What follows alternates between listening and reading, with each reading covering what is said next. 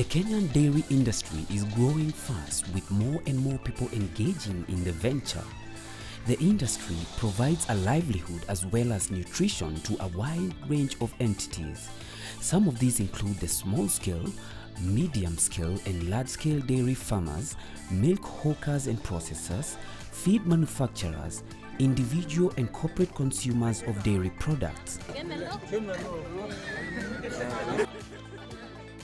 According to the Food and Agricultural Organization (FAO), the population of milking cattle in Kenya is estimated to be about 5.5 million. Further, the increase in consumption levels and subsequent demand in milk and milk byproducts acts as a boost for the dairy sector.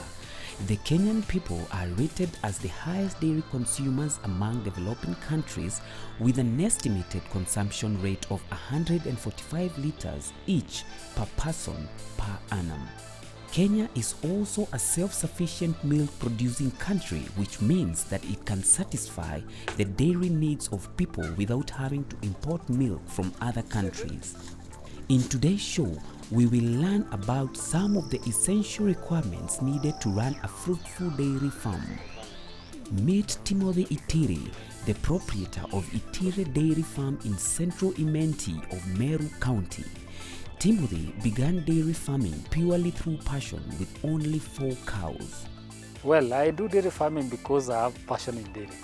I started dairy farming sometimes back in 2014, and initially I was in the hotel industry, but I came to realize that there is money in dairy farming. So I shifted from the hotel industry, where I was trained as a professional in hotel management, and came back to do dairy farming, where now I enjoy to have cows in my farm and also being a business. Not only doing it as a fun, but as a business. In the hotel industry there was money, but here I'm self-employed.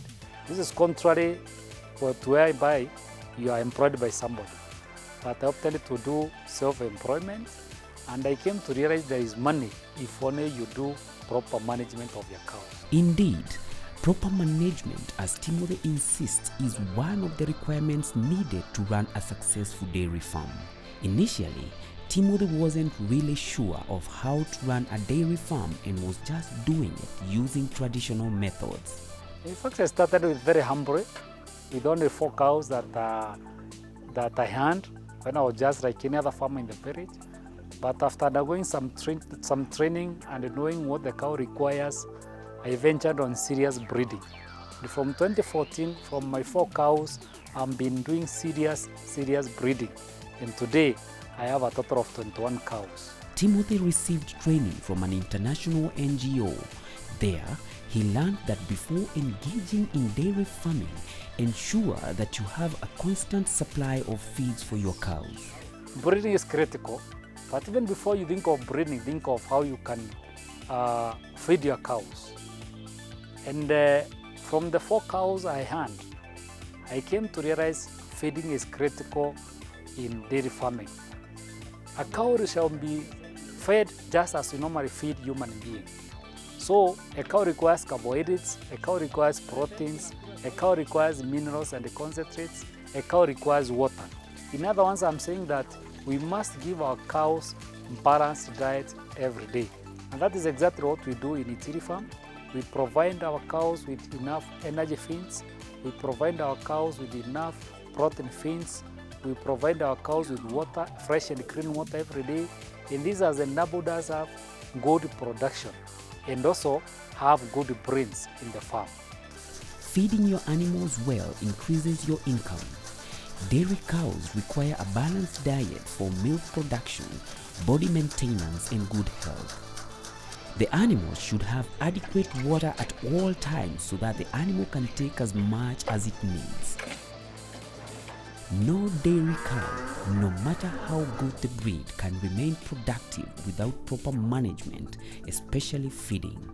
The amount and quality of milk produced by the animal is largely affected by what it is fed on and how feeding is done. If a cow is grazed in a farm with little pasture and water and housed in dirty sheds littered with cow dung and urine, the result is poor milk yields and incidences of diseases. Timothy has made sure that his cows get a well-balanced diet by planting various fodder crops that he supplements with silage. In Itiri farm, one thing that has made us to succeed is that we always have maize silage. In fact, here at home, I have only half acre piece of land. And on top of that, I normally go out and raise other pieces of land to enable me to plant maize to provide enough energy feeds for my cows. I also have proteins all over in my farm. I also have lafages like napier. I grow napier. And I make sure that in every meal, there is a balanced or a full ration of all the meals of our cows every day. And this one is continuous. This one is continuous. Like silage, we preserve enough silage that can carry us even a year. As we talk right now, in the farm, we have preserved silage that shall take us until July 2020. So we are set. In and out of season, we have enough fodder for our cows and a balanced ration every day. Some of the advantages of preserving silage are that a farmer gets to reduce on cost of production, especially during the dry season when fodder is scarce and expensive. During the wet season when fodder is in plenty and cheap, preserve it for use later during the dry season. Some of the fodder crops high in nutrition a farmer can plant are lucerne, desmodium and bracharia grass. Timothy elaborates further on the benefits of these fodder crops. A cow is like a human being. It requires what we call a balanced diet to any human being. When you are feeding your body, you require a balanced diet. So in cows, we say that they require a full ration. This one consists of concentrates, it consists of water, the concentrate consists of carbohydrates and the proteins. And I want to say that the energy foods, these are the carbohydrates, we are calling the carbohydrates. In the day farming, we call them energy foods. And I want specifically to mention about maize silage. This is specifically what I use in Itiri farm. Maize silage is very rich in energy. And in every ration of the day, a cow shall require about 70% of energy. And from the 70% from maize silage, if harvested at the right stage, it carries a maximum of 55%.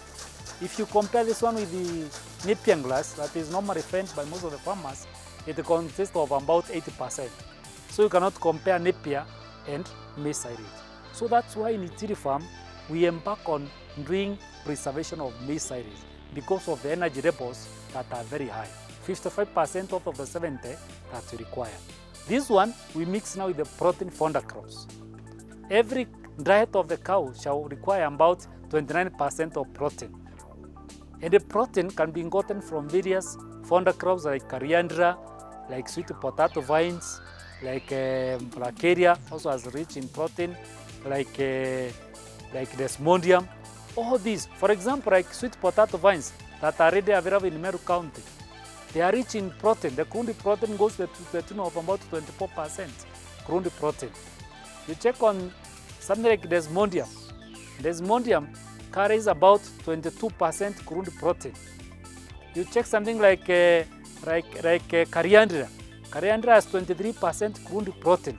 Other than going to the shops, when you plant these crops in your shamba, then you supplement some of the proteins that you could buy from the from the shop.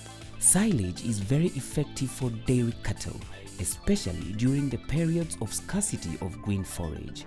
Actually, green forage is very important for producing milk, and silage can meet up the demand of green forage.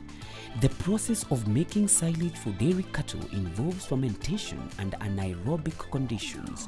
This prevents the fresh fodder from decomposing and allows it to keep its nutrient quality. Timothy illustrates further.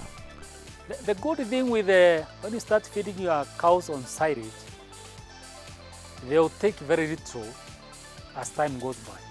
That's the beauty, because the meal is totally balanced. So your cows will consume less feeds and they'll be satisfied and very comfortable in the productions of milk. Like in Itiri farm, the biggest animal in our farm consumes an average of 15 kgs of silage per day.